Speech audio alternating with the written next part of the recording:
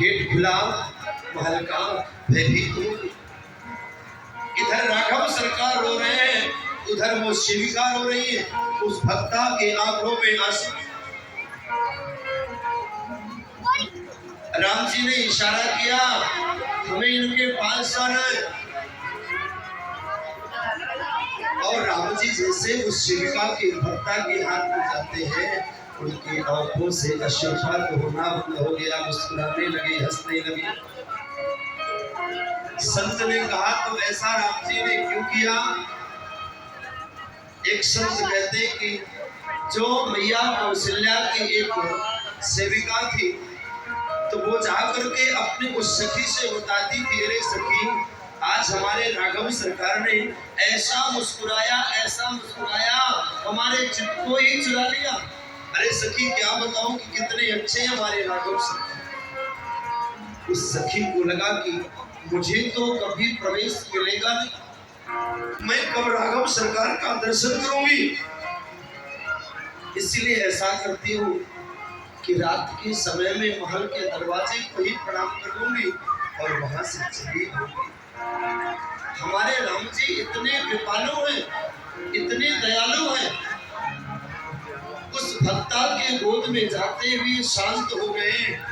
तब मैया कौशल्या ने अपने हाथ में एक बहुमूल्य चूड़ा पहन रखा था, उस चूड़े को उतार करके सीधे उस देवी को दे दिया, उस भक्ता को दे दिया।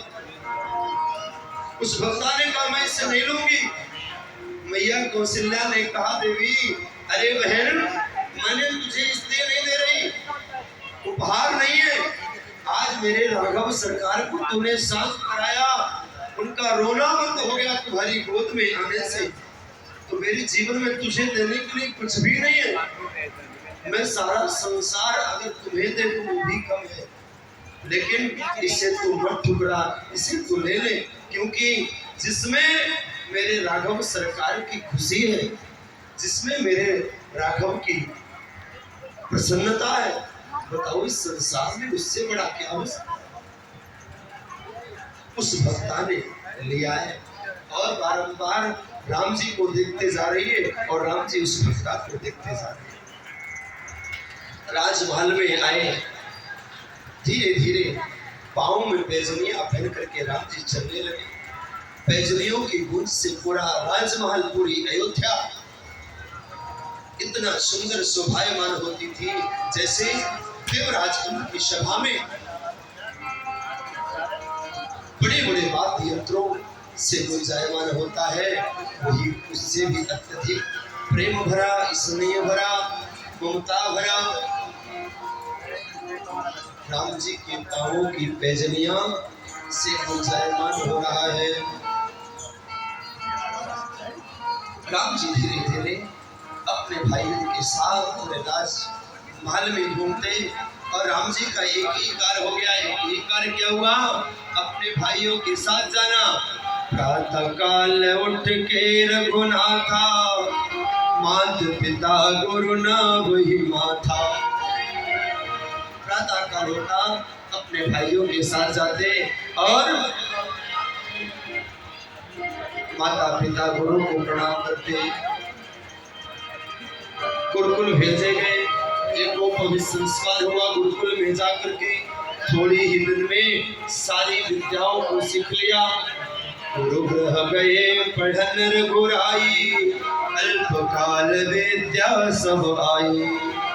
थोड़े ही दिन में सारी विद्याओं में पारंगत हो गए। राजमहल लौट करके आए, अभी 15 वर्ष के भी नहीं हुए, तब तक क्या देखते हैं कि विश्वामित्र जी राम को मांगने आ गए। महाराज दशरथ ने मना किया, वशिष्ठ जी ने समझाया, राम और लक्ष्मण को इन्हें दे दो। राम और लक्ष्मण को साथ लेने क्यों आए? क्योंकि इनकी सुरक्षा करना था, इसलिए राम और लक्ष्मण को लेकर लेने के लिए आए थे। अपने साथ जब ले जाने के लिए उद्यत हुए तो महाराज दशरथ ने कहा, राम, आज से आपके माता पिता महर्षि विश्वामित्र हैं, जो ये आदेश करें इनके आदेश का पालन करना। चले राम लक्ष्मण मुनि संगा, गए जहां जग पावन गंगा। वहां से चले, बला अतिबला नाम की विद्या को ग्रहण किया, ताड़का का उद्धार किया, यज्ञ की सुरक्षा में सुबाहु को मारा और मारीच को उठा करके समुद्र के किनारे फेंक दिया। यज्ञ संपन्न हुआ और जब यज्ञ संपन्न हो गया, मिथिला से एक आमंत्रण पत्र आया। मिथिला से एक आमंत्रण पत्र आया सीता जी के स्वयंवर के लिए।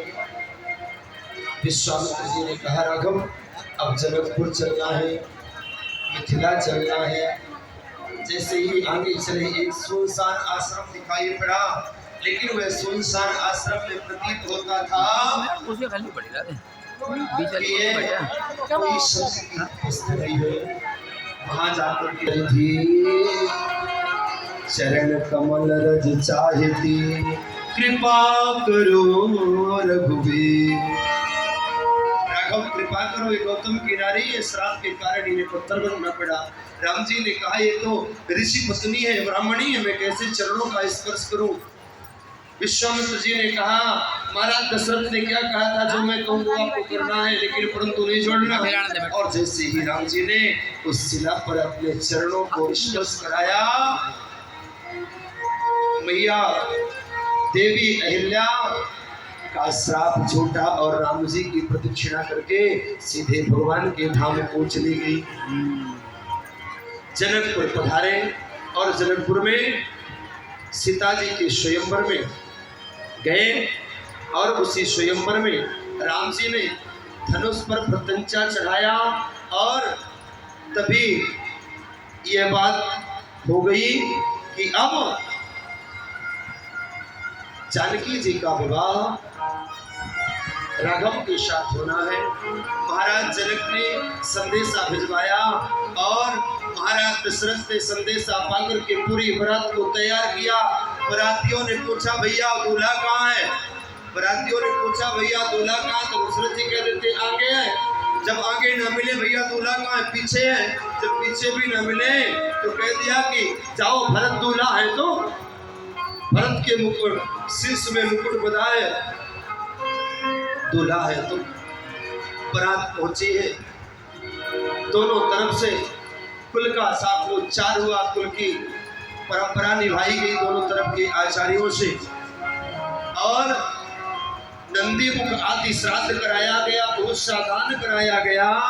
सब शुभ विवाह आया तो चारों भाइयों के शीश पर जो है मोर बधी और चारों भाई दुल्हा बनकर के मंडप में प्रवेश किया। चारों दूल्हा में बड़े का कमाल सखिया, कमाल सखिया, तो कमाल सखिया।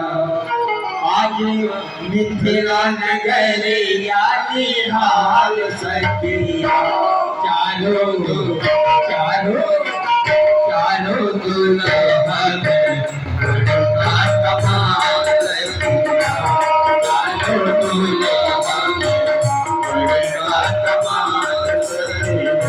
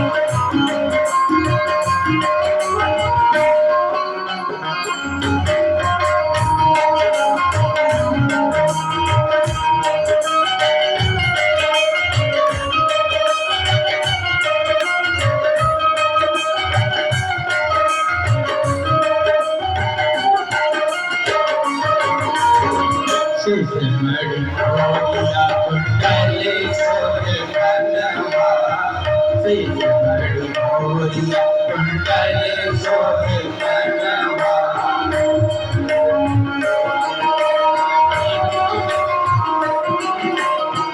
काली काली करनी हरी चोले नयनवा काली काली हरी चोले नयनवा गोरिया कुंडल सोहे कनवा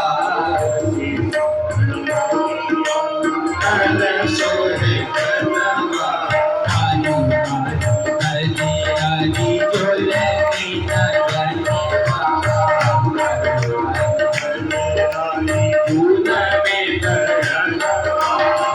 लाल लाल चंदन तोहे खाल सकिया लाल लाल चंदन तोहे खाल सकिया चालो चालो चालो तुझे का कमाल सकिया चालो तुझे का कमाल सकिया चालो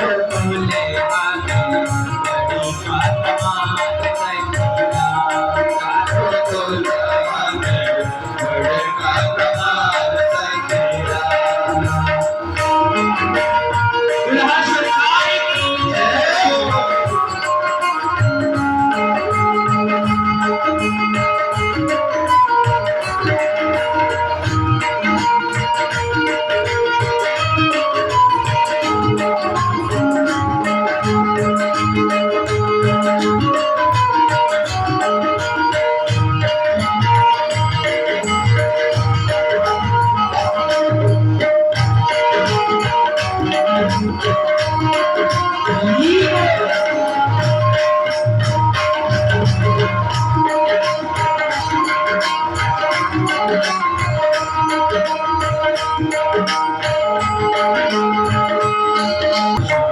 गोरी गोरी जोड़िया जहान श्यामल श्यामल गोरी गोरी जोड़िया जहान श्यामल श्यामल गोरी गोरी जोड़िया जहान अखियों में देख लेनी सोने की बाल रे अखियों में देख लेनी सोने की बाल रे देख लेनी सोने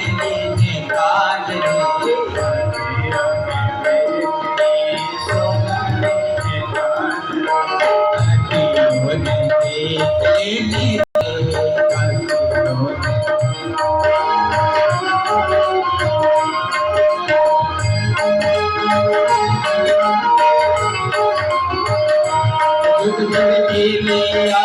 जोड़ी देवी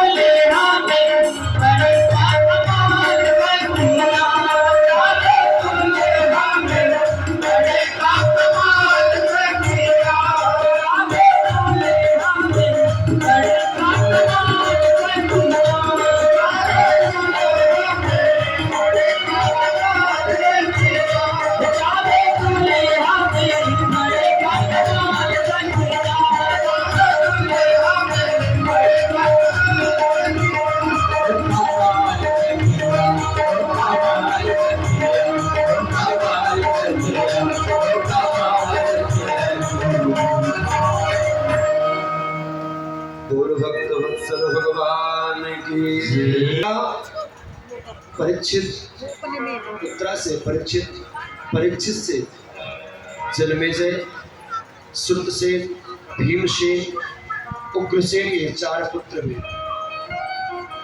सूरसेन के पुत्र वसुदेव थे। वसुदेव के यद्यपि बहुत से विवाह हो चुके थे, कंस ने अपनी छोटी बहन देवकी का विवाह वसुदेव जी के साथ किया। और जब वसुदेव जी के साथ किया, पिता करने स्वयं आगे जाने लगे, तभी आकाशवाणी हुई, कंस जिस बहन को आज तो इतना प्रेम से विदा कर रहा है, इसी से 8वीं संतान जो होगी तुम्हारी काल होगी। कहाँ अभी कंस रुदन कर रहा था, रथ से नीचे कूदा और माँ किसकी के देवकी के केशों को खींचा और रथ से नीचे गिरा ली। सुखदेव जी ने कहा है, कथितो वंश विस्तारा भवता सोम सूर्यो राज्ञा चो वंशानां चरितं परमद्भुता।